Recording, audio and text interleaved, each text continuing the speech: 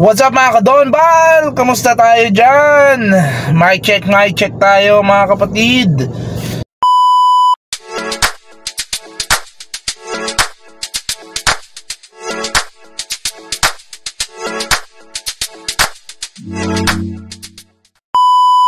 So yan, ito ano na natin to, official natin uli. Magbablog ulit tayo sa tagal ng panahon, di ba? Sa tagal sa pagka-busy natin. So marami tayong mga i-discuss sa mga susunod na araw, sa mga susunod na vlog. Pero for now, going back muna tayo sa regular vlog natin. So pagpaumanhin nyo, no? Ngayon di ako naka-seatbelt mga kapatid, naka-park tayo ngayon while waiting tayo sa ating mga next booking.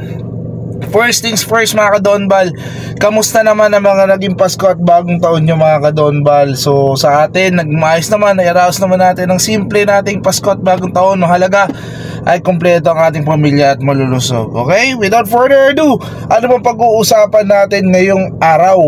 Okay? Ang pag-uusapan natin ngayong araw is announcement para sa mga subscriber ko na hindi na ako full-time sa Joycar, kundi full-time na ako sa Grab. Okay, so bakit ko nasabi yan, no?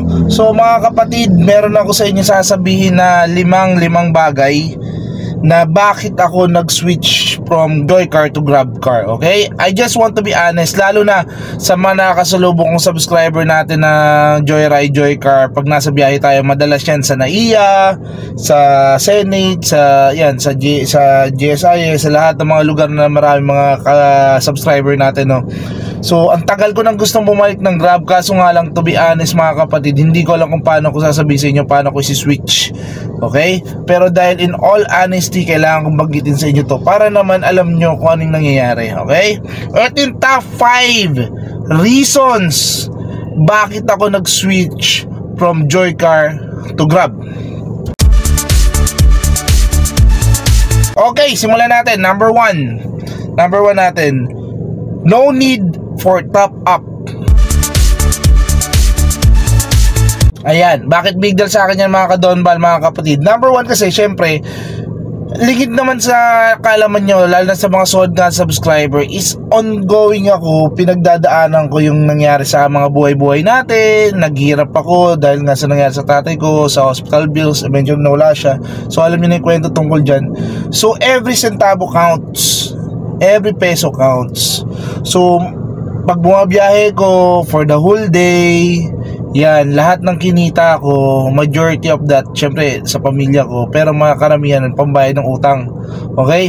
So ibig sabihin, talagang sagad na pupunta lahat sa pambayad sa utang, at the same time mga syempre sa daily needs ng pamilya ko, especially sa mga bills din, di ba? So ngayon napakahalaga sa akin na up to the last centavo na nakuha ko. With Joycar kasi, bago ka makabiyahe, kailangan mag-top up. At tinuro ko naman sa inyo niya, nakagandahan sa Joycar kasi pag malaki yung top up mo, bibigyan ka niya ng mas malalaking mga biyahe, yung malaking amount. Okay, syempre malaki yung top up mo so possible malaki rin yung booking na pumasok sa'yo, kasi kailangan niya makakuha ng 20%. Unlike kay Grab, kahit wala kang top up, papasukan ka ng biyahe. Okay, dalawa yan, it's either GrabPay or cash. So pag cash, kung zero yung balance mo, magne-negative lang yan, pero it doesn't stop you from getting some bookings. Magne-negative lang naman, negative, later on papasukan ng GrabPay, doon niya ibabawas yung negative mo. Okay? So yun yung kagandahan nung sa Grab, hindi mo na kailangan mag-top up. So ibig sabihin, lahat ng pinagpaguran mo for the whole day, makukuha mo. Okay? Sa GrabPay niya, easily convert. Sa GCash, hindi mo kailangan maghintay ng Tuesday or Thursday, kung ano man yung araw. Easily from your app, from your cash wallet, matatransfer mo kagad siya sa GrabPay or GCash. So ganun siya kadali. Okay? So that's the first reason, no need for top up. Number 2, more passengers. To be honest, nung una lumalaban naman talaga ako na maganda si Joycar, maganda si Joyride. Totoo naman yun, gumanda naman talaga siya at dadagdagan. Pero as time goes by, on a daily biyahe mo, malalaman mo na talagang iba yung Grab kasi nag-dual apps tayo, di ba? So talaga na-compare natin.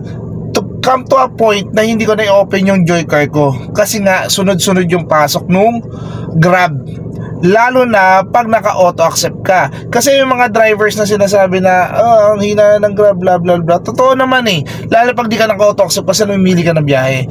Pero tinry ko kasi mabiyahe ng 24 hours to check kung saan yung malakas yung biyaheng oras, at the same time ano pinagkaiba ng hindi naka-auto accept. Tuturo natin sa ibang vlog natin, tsaka dun sa mga hindi naka-auto accept tsaka naka-auto accept, ang laki ng difference kasi ang algorithm ng Grab, okay, kung sino naka-auto accept siya mas bibigyan ng biyahe. Kasi syempre as a typical employee, syempre doon ka sa isang empleyado, sa isang trabahador, sa isang empleyado na hindi namimili ng trabaho, so that's auto accept.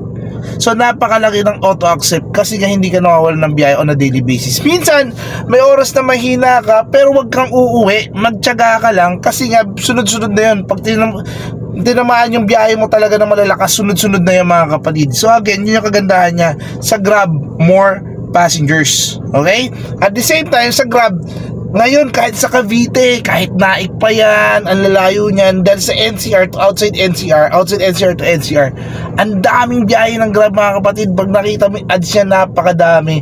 Again, not to being biased kay Joycar, malaki utang loob kay Joycar, kay Joyride, pero that's the reality. Kailangan mas mabuhay para sa pamilya mo at para sa mga bayarin mo, especially sa mga tao nang tiwala sa iyo before. So kailangan mo silang i-pay off, kailangan mo silang bayaran, okay? Pangatlo, incentives.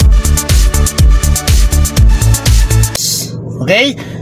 Dati, sabi ng mga veterano na nag-Grab, napakalaki ng incentives, 10,000, 15,000, and so on and so forth. Hindi kayo nabutan yan mga kapatid, ano? Nag-Grab tayo before 2015, pero hindi naman natin sineryoso, part-time lang. So hindi natin talaga naramdaman, okay? Yung opinion ko ngayon, yung naramdaman ko yun, maliit kumpara dati. Pero at least meron, unlike kay Joycar, walang incentives. Sample, pag sa weekend, over the weekend, Saturday, Sunday, pag nakapag 46 rides ka or 30 rides ka, depende sa account mo, meron kang 900 pesos. Oo, maliit yung 900, pero yung 46 rides mo, kinita mo naman yun eh, di ba? Kumita ka rin tungkol doon, lalo pag nasa Pasay area ka, yung one ride mo 5 minutes lang, nandun ka na, dahil lalapit lang, di ba? So, yun yung kaganda ng incentives. Iba pa yung daily incentives sa peak hours, okay? So, at least meron, yun yung gusto ko yung punto. At least sa Grab, merong incentives. Kay Joycar, kay Joyride, wala.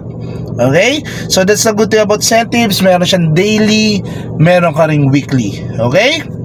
Let's go for number 4. Loans. With Grab, meron kang marireceive na loans, unlike kay Joycar, wala. So far, wala pa, ano? So, kay Grab, meron kang cash loan, at the same time, meron ka ring mga appliance loans, cellphone loan, depending dun sa performance mo. Lalo pag like kang platinum, bibigyan ka lang ng certain loan. At eto, napakahalaga, no? Para sa mga bago pa lang, wag niyong papabayaan na walang laman yung cash wallet nyo pambayad ng loan nyo. Kasi dun kumukuha si Grab ng pambabayad dun sa loan nyo. Sumublay ka lang 1-2 beses, wag mo na asahang offeran ka po ng cash loan. That's the reality check. Okay? Kasi dun yung manner ng pagbabayad mo kung paano ka magbayad ng utang. Okay? So, ibig sabihin, kailangan kung 146 yung deduction mo on daily basis, no matter what happen, bumiyahe ka man hindi, magtira ka ron dun sa cash wallet mo ng amount. For that example, 146 pesos. Wag na wag mong kakalimutan. Okay? So, that's the importance of that one. Meron siyang loans, either cash loan, yung iba nga, yung mga matatagal na sa Grab, nakita ko 100, 150k. Sabi nila, naku, bigat yan daily. Oo, mabigat talaga yun. Kasi inutang mo yun malaki yung interest rate. Pero, kung ginagamit mo niya for emergency purposes or for, let's say, for example, for business purposes or sa pagkuha ng panibagong sasakyan na pang down payment dahil gusto magdagdag ng unit, depending sa paggamit nyo. Laging tatandaan mga kapatid, ako na-reach ko na yung lowest point ng buhay ko, na-reach ko na yung magandang buhay, na kumpara ko na hindi yun dun sa pera eh. Depende yun sa paggagamitan ng pera. At tuturo ko yan, hindi ako successful na tao ngayon, I'm on my downside of my life right now, pero naging successful tayo at isi-share ko yon sa mga ka-subscribers natin. Hindi lang to basta puro Grab, Joycar or something. So financial literacy rin para sa isang taong na-reach yun at bumagsak para hindi na kayo magaya sa akin. Okay? Number 5, Grab app. Nako, ang laki ng difference nung Grab app ng Joycar tsaka sa Grab. Number 1, sa Grab app kasi, malalaman mo kung saan yung heat map, saan yung magalakas yung biyahe. Okay? So, ibig sabihin, pag alam mo kagad, let's say for example, from Valenzuela ka, konti lang nag-grab eh. Pero pag receive mo ng booking mo, from Valenzuela, let's say to Pasay, alam mo pagdating mo ng Pasay, sunod-sunod yan. Pasay, BGC, Taguig, Makati, sunod-sunod yan. Kasi makita mo sa heat map ng Grab Map. Okay? That's number 1, kagandahan doon sa Grab Map. Pangalawa sa Grab Map, ang kagandahan niya, yung navigation. Kasi bukod doon sa Waze, meron siyang Grab Map mismo. Sa Grab Map na yun, para rin siyang Waze. Pero technically, alam naman natin ang Waze is free apps. Yung Grab app kasi is bayad ni Grab. So, mas accurate siya. Alam mo, pag malapit ka na, lalo na pag nag-share location siya, alam mo kung saan mismo yung passenger. So, yun yung kagandahan. Yung ibang mga co-drivers na sa Grab, ayaw ng Grab map kasi nalilito kasi nag-zoom out, nag-zoom in. Pero depende yun sa preference mo kung saan ka mas nadadalian. Okay, sa akin, on my part, napaganda ng Grab Map para sa akin kasi dahil nga sa mga features na yun. Okay? Tapos, sa Grab Map pa yun, meron pang Grab Share. Ano yung Grab Share? Yung pwede mag-book ng hanggang 2. Okay, halimbawa, incentives. Sabi sa'yo ng incentives, kailangan mo, let's say, na from peak hours, kailangan mo maka 8 rides. Ngayon, yung 8 rides na yun at naka-4 na grab share ka, that's considered as 8 rides. Kasi grab share, consider na 2 ride yun eh. So yun yung kagandahan niya. Pag nag-abol ka ng incentives, nakabook ka ng grab share, considered as 2 bookings. Okay? So at sa grab share, at least plus additional 10% yun ng income mo sa grab share. Okay? So again, for now, gusto ko lang ibigay itong announcement to para clear na tayo at tuloy-tuloy na magiging vlog natin. Okay? So maging clear lang sa inyo na nag-shift na tayo 100% from Joycar to Grab. Alam ko, malilesen yung natin, subscriber natin. Pero sa mga mag-i-stay, salamat. At the same time, hindi lang tayo puro Grab. Meron tayong mga kwentong Grab, experiences natin sa Grab. At the same time, sa buhay-buhay natin financially, ituturo ko rin sa inyo yan. Dahil ako'y sablay na tao. Okay, naging matagumpay, sumablay because of different reasons sa buhay. Pero at least, yung trial and error nyo mga kapatid, mga kadonbal, malilesen na dahil sa mga i-share ko sa inyo. Okay? So that's it for now mga kapatid. Welcome back sa akin as full vlog. So masayang masaya ako dahil nagkaroon ulit ng guts, nagkaroon ulit ng fire. Salamat sa mga tumutuloy na bumabati sa akin, nagko-comment. At the same time, pag nakikita ko sa daan ng subscriber natin, shout out sa inyo lahat. Sobrang thankful, nagsisilbi kayong gasolina para sa akin, para ituloy itong pag-share sa inyo, pag-vlog. So marami, you know what mga kapatid, biglang ko lang ng sample So nag-try tayo sa Shopee, meron tayong mga ganito. And may mga lapel tayo. Marami tayong gagawing gimmick dito sa pag-grab. Okay? Tapos meron pa tayong mga binibentang mga ganito. So yan, try natin na ganyan. So nagbibenta tayo rito. At marami pang iba. Marami kong itatry dito. At once na naging successful to mga kapatid, hindi ako magiging madamot sa inyo, i-share ko. Para hindi lang tayo bukod sa nag-grab lang, so nag-earn pa tayo ng extra income habang nagbabiyahe tayo. Okay? So, that's it for now mga kadonbal. Maraming salamat. Please, please, please, don't forget to share, like, and subscribe mga kapatid. Okay? Salamat sa inyo. Hanggang sa susunod nating vlog. Maraming salamat mga kadonbal. That's it for now muna mga kapatid. Bye for now.